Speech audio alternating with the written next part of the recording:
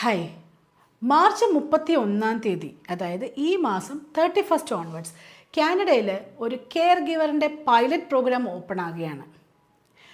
ഇതിനൊരു പ്രത്യേകത എന്ന് വെച്ചിട്ടുണ്ടെങ്കിൽ നിങ്ങൾക്ക് അവിടെ ചെന്ന് ലാൻഡ് ചെയ്യുമ്പം അല്ലെങ്കിൽ ഓൺ അറൈവൽ വീസ അല്ലെങ്കിൽ ഓൺ അറൈവൽ പെർമനൻറ്റ് റെസിഡൻസി എന്നാണ് അവർ ഓൾറെഡി പറഞ്ഞേക്കുന്നത്. അതിനകത്ത് കുറച്ച് ഡീറ്റെയിൽസ് കൂടെ അറിഞ്ഞിട്ട് വേണം നിങ്ങൾ ഈ ഒരു പരിപാടിയായിട്ട് മുമ്പോട്ട് പോകാനായിട്ട്. ആദ്യം തന്നെ CIC.gc.ca എന്ന് പറയുന്ന കാനഡയുടെ ഇമിഗ്രേഷൻ വെബ്സൈറ്റിൽ കയറിയിട്ട് ഈ പ്രോഗ്രാമിനെ പറ്റി ഒരു കറക്റ്റായിട്ട് മെൻഷൻ ചെയ്തിട്ടുണ്ട്. ഇതെല്ലാം ഒന്നോ രണ്ടോ പ്രാവശ്യം ഒന്ന് വായിച്ചു നോക്കുക. എന്നിട്ട് ഇത് ആർക്കൊക്കെ അപ്ലൈ ചെയ്യാമെന്ന് ശരിക്കും വായിച്ചു മനസ്സിലാക്കിയിട്ട് മാത്രമേ ഈ ഒരു പ്രോഗ്രാമിന് അപ്ലൈ ചെയ്യാൻ പാടുള്ളൂ. കാനഡയിൽ ഇപ്പം ഉള്ള ആൾക്കാർക്കാണ് ഈ 31 സ്ട്രീം ഓപ്പൺ ആകുന്നത്. നിങ്ങൾ ഇന്ത്യയിലോ അല്ലെങ്കിൽ വേറൊരിടത്തും ആണെങ്കിൽ നിങ്ങൾക്കിത് അപ്ലൈ ചെയ്യാനായിട്ട് പറ്റില്ല. അവർ അതിനകത്ത് തന്നെ മെൻഷൻ ചെയ്തിട്ടുണ്ട്, ആ ലിങ്കിൽ തന്നെ മെൻഷൻ ചെയ്തിട്ടുണ്ട്, നിങ്ങൾ കാനഡയിലല്ല എങ്കിൽ ഇപ്പം നിങ്ങൾ ഇതിനെ അപ്ലൈ ചെയ്യാൻ പറ്റില്ല എന്നുള്ളത്. അത് ലേറ്റർ സ്റ്റേജിൽ ഓപ്പൺ ആവാം എന്നാണ് എഴുതിയേക്കുന്നത്.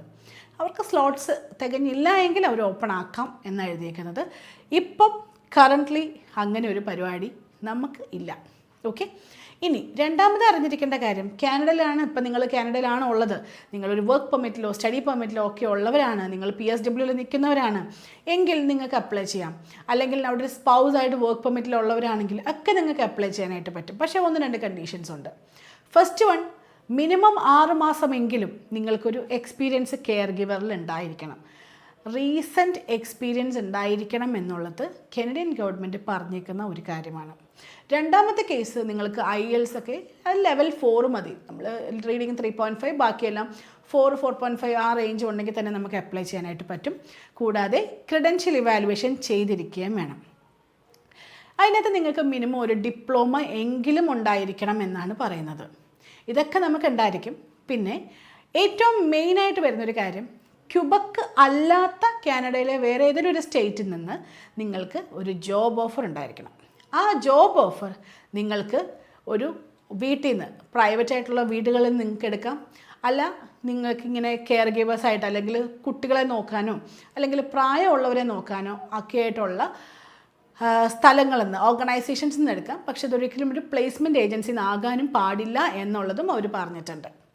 ഇതെല്ലാം നോക്കിയേച്ച് വേണം നിങ്ങൾ ഈ ആപ്ലിക്കേഷനായിട്ട് മുമ്പോട്ട് പോകാനായിട്ട്. എന്തെങ്കിലും ഒന്ന് കേട്ടാൽ ഉടനെ ഓടിപ്പോയി ഒരു ഏജൻസിയിൽ കാശ് കൊടുക്കുകയല്ല വേണ്ടത്.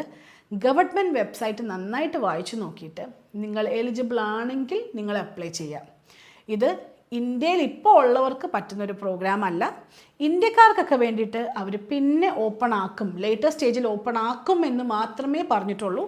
നമുക്കിപ്പം ഉള്ളൊരു പ്രോഗ്രാം അല്ല. ഓക്കെ, ഈ ഒരു ലിങ്ക് ഞാൻ CICയുടെ വെബ്സൈറ്റിൽ ഡയറക്റ്റ് ഗവൺമെൻറ് വെബ്സൈറ്റിൻ്റെ ലിങ്ക് ഞാൻ ഇതിനകത്ത് കൊടുക്കുന്നുണ്ട്. നിങ്ങൾക്ക് ആർക്കെങ്കിലും എന്തെങ്കിലും ഡൗട്ട് ഉണ്ടെങ്കിൽ അതിൻ്റെ അകത്തൊന്ന് കയറി നോക്കുക. അല്ലെങ്കിൽ നിങ്ങൾ കമൻറ്റ് ചെയ്തോ, എനിക്കറിയാവുന്ന കാര്യങ്ങൾ ഞാൻ നിങ്ങൾക്ക് പറഞ്ഞുതരാം. എൻ്റെ പേര് ജിജി, ഞാൻ സംസാരിക്കുന്നത് സ്റ്റഡിഗോ ഓവർസീസ് കൺസൾട്ടൻസ്. Thank you.